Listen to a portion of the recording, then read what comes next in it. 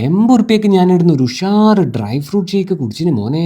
ഒരു രക്ഷയില്ലേ. ഇഷ്ടംപോലെ ഈത്തപ്പഴവും അണ്ടിപ്പരിപ്പും ബദാമും ഉണക്കമുന്തിരിയിലും ഇട്ടിട്ട് വരുന്ന അടിപൊളി ഐറ്റം. എല്ലാത്തിൻ്റെയും ഫ്ലേവർ ഇങ്ങനെ ഒപ്പത്തിനൊപ്പം ഉണ്ടായിരുന്നു കേട്ടോ.